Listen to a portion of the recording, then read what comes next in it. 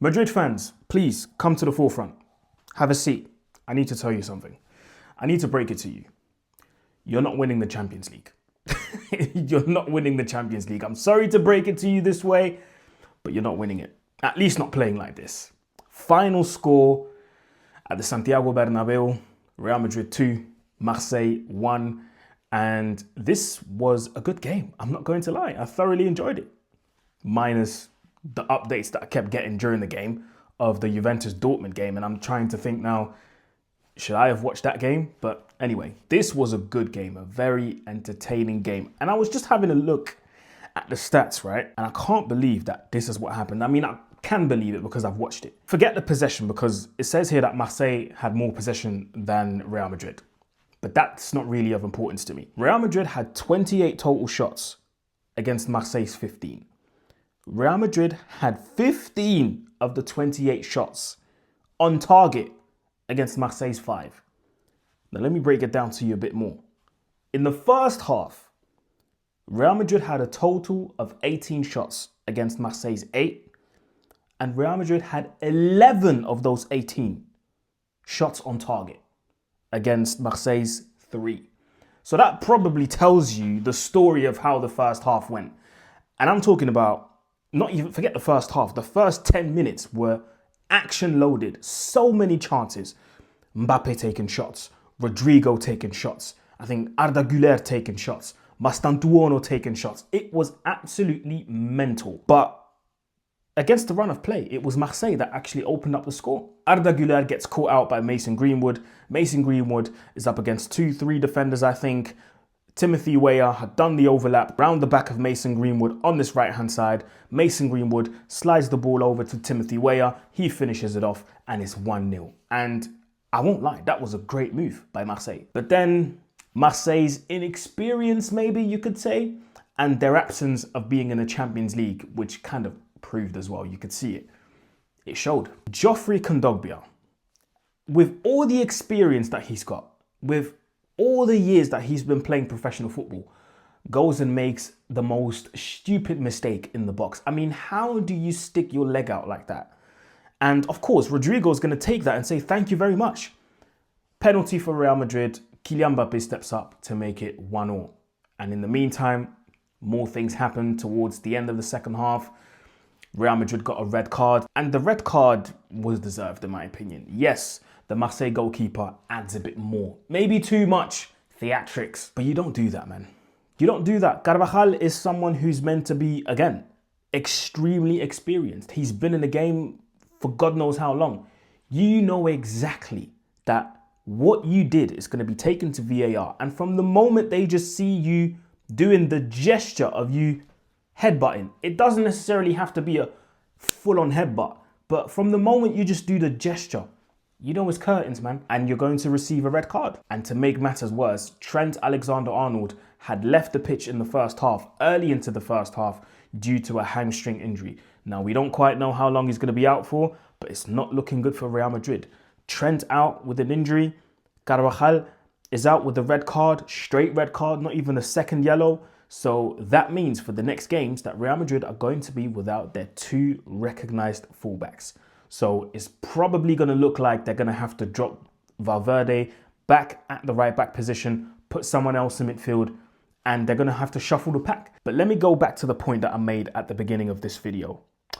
I don't think Real Madrid's going to win the Champions League, at least not after what I saw in this first game, because the amount of gaps that I saw on both sides, by the way, but talking about Real Madrid, because we always see Madrid as one of the favourites to win the competition. The amount of gaps that I saw in that midfield was so alarming. I mean, it is absolutely crazy. Let's have a look at the lineup and talk about both midfields. Real Madrid's midfield, obviously you have Mastantuono on the right wing, Rodrigo on the left wing, Arda Guler was in the 10, Valverde and Tchouaméni were the double pivot, if you like. And that midfield was up against a midfield of Olympique de Marseille.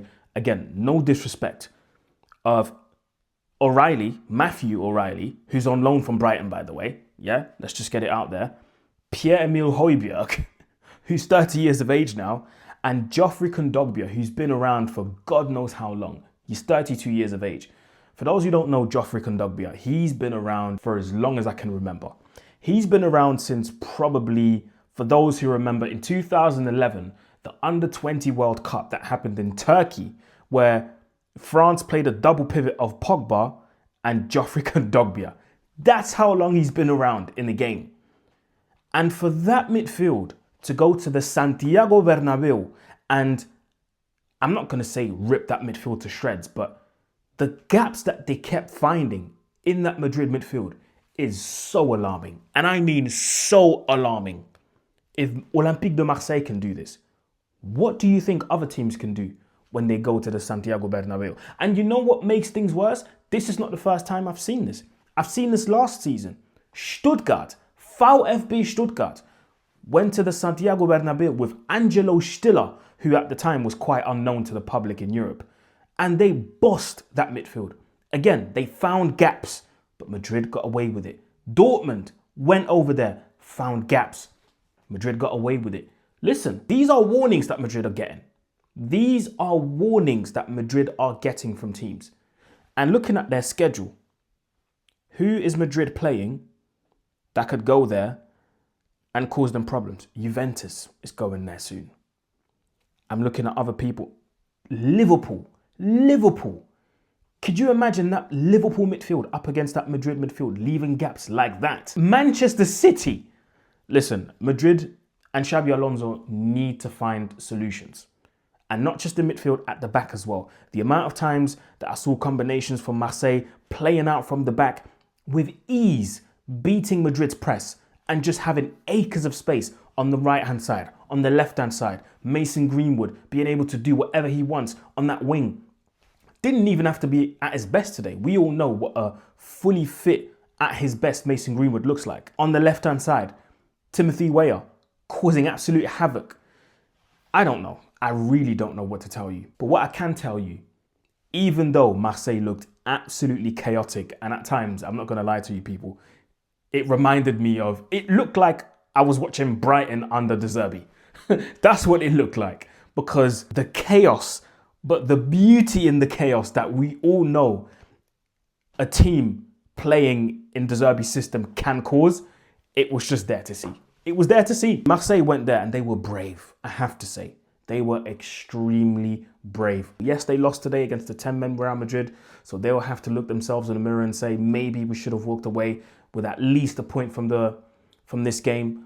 But I think they will do some good stuff in this Champions League campaign. Now, of course, we can't end this video without talking about the man himself, Kiki de Bondy, Kylian Mbappe. I found out during the game that he scored 50 goals for Real Madrid. Already! He joined in July 2024. We're in September 2025. And he's already got 50 goals. Yeah, listen, whatever records Ronaldo set at that club, make sure you keep those records warm because Mbappe is coming for those. Mbappe is coming for those records. And I'm sure he's got that on his mind. 2 penalties today, dispatched them perfectly. Kylian Mbappe on penalties is cash money, by the way. You can bet your house on the fact that he's going to score. And just in general, Kylian Mbappe, he looks hungrier this season. I watched a couple of games and I'm watching his goals. I'm watching the way he scores them. I'm watching the way he's playing. The first one that comes to mind is the goal that he scored on the weekend against Real Sociedad away from home. The burners on this guy. I mean, I know he's quick and everybody knows he's quick, but the burners on this guy. We saw it again today, dribbling past players like they weren't even there, using his pace. Those first few yards, devastating. You're not catching this guy. The only thing he needs to work on is the finishing in front of goal. Sometimes it can be a bit sloppy. But listen, Kylian Mbappe is gearing up for a monumental season. And I'm saying this, and I'm not necessarily Mbappe's biggest fan. I respect him and I respect his craft. And I respect the goals that he's scoring. But this season, yeah, he looks different. This is a guy who's here for revenge. A lot of people have been talking, including myself, and he's looking to shut people like myself up this season. I mean, 40 goals in all competitions is already insane. So imagine what he can do this season. Somebody else that I want to give his flowers is Arda Guler.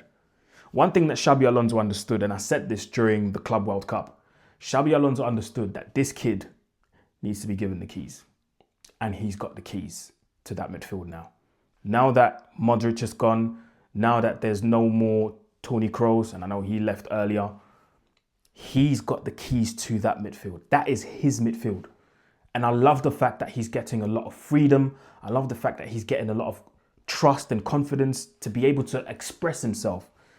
Obviously, a couple of errors that need to be ironed out. Of course, that goal was due to him losing the ball. Very nonchalant as well. Didn't really bother to immediately track back. He was kind of looking around and, asking his teammates, hey, what's going on? And then he made an effort to try and win the ball back. But with age, that will come. But this kid is absolutely out of this world. I'm telling you this. Arda Guler is generational, dare I say it. And I don't think I'm crazy for saying that, because he actually is. Overall, this is a good win for Real Madrid, but there's a reason for concern, man. There is a reason for concern, because if those gaps that we see in midfield and those gaps that we see in defense keep reoccurring, I don't know. This could be a long campaign for Madrid. One thing we know Madrid for, especially the old Madrid that won all of these Champions Leagues, they were solid at the back. So that was it from me, guys. Let me know what you think in the comment section below. Let me know your thoughts of this game. Who was your man of the match? For me, it was Kylian Mbappé. Big up to everyone supporting, man. Let's roll to 20K, closing in on 19. Shout out to everyone tuning in. As per usual, like, share, comment, subscribe, and I'm out. Peace.